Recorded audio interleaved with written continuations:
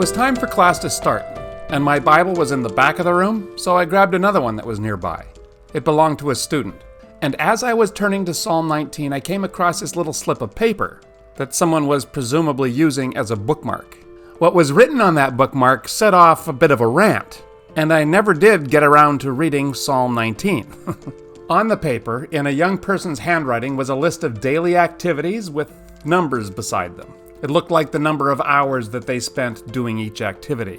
Sleeping 8, school 7, homework 2, hobbies 4, and TV was bafflingly less than 1. On the right side of the paper, headed by the word God, was devotions 15 and the words youth and church. They did 15 minutes of devotions per day and went to youth group and church every week.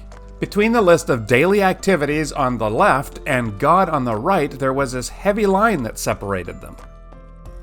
This heavy line.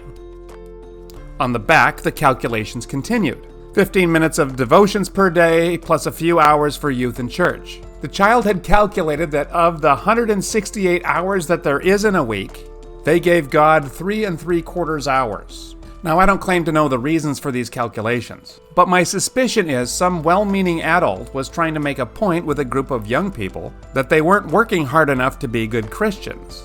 I'm guessing it was a youth group leader. Sadly, this sort of nonsense is all too common in the Christian community. And young people, for some reason, are really susceptible to taking it seriously. They tend to pick it up even if someone isn't deliberately teaching it to them. The child that made these calculations predictably fell far short of what God demands of us. Because God demands our whole life, 100%. This kid got barely more than 2. So it seems to me there are 3 possible responses to this little exercise. Screw it, ignore it, or guilt. None of these is an appropriate response to the gospel. I suppose the youth group leader was going for a 4th response, perhaps hoping that the young people would be spurred on to develop better habits, more Bible reading, more regular prayer. But even if he achieved these things, the effect wouldn't last. With this approach, long term, you'll have a church full of Christians just going through the motions. Those are the ones that ignore it. And the ones who take it seriously will be burdened with guilt. And the rest, well, we used to call them backsliders. They sometimes call themselves evangelicals, and the pollsters call them nons. Long-term and short-term, it's a lose-lose. Let's do the math. What if the student who made this bookmark spent an hour a day in prayer and meditation, instead of doing homework and wasting time on that hobby? That'd be pretty devout. An hour a day certainly would improve the numbers. With the church attendance and the youth group, they'd get the God stuff bumped up to about 5%. Add another hour per day, and they'd be getting close to a tithe. Would that be enough? Well, no, because God demands everything. So the student would still have 90% to go. You see the problem? Screw it, ignore it, or guilt. Unless you pray and read the Bible and listen to praise and worship songs 100% of the time while you're driving in your car, and you have to listen to them, probably sing along.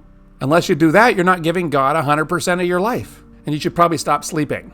The problem is not that the teenagers aren't doing enough Christian things. The problem is that line that's down the middle of the bookmark. We must get rid of the line. This poor kid and the probable youth group leader are suffering from a condition called the sacred-secular divide, or Christian dualism. Christian dualism divides reality into 2 distinct categories. One for the Christian things and one for the secular things. And there's this line or this chasm between the 2.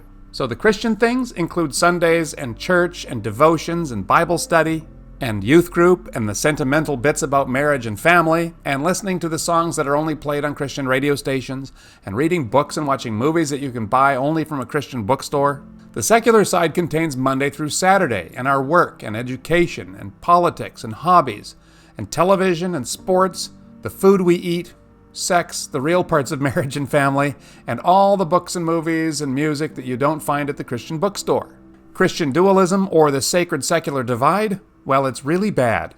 It's unbiblical, and it might be the biggest problem in the church in North America today. Once we separate the sacred from the secular, we then have the tendency to value one over the other. When Christians put the God stuff above the secular, they think they are doing a good thing. But it's not. And we know that because we begin to experience some weird tensions. Tensions that we shouldn't be experiencing, like the young person who's shooting hoops with their friends, or going to the dance competition. Sunday is great. But we need Monday and Tuesday and the rest. We need to work and pay bills and take the kids to piano lessons and baseball practice. And we still like the Beatles. And you know that tension when you just can't seem to be able to give more of your life over to God? We can't make any more of it sacred because of the demands of the secular. The only thing we can do is just to try to squeeze more God stuff in there somehow. And the pastor's main job is to convince us by whatever means to take some of our secular time and bring it over to the sacred side and use it to serve the church. And we sometimes do, but other times we can't, and then we feel so guilty. We need to get rid of that line. God demands our whole life, the whole thing. So give it to him. Give him Wednesday, and hockey, and the new kitchen reno. Give him your anger, and your sexuality, and your finances, and your politics. And that does not mean that you have to vote for a certain party.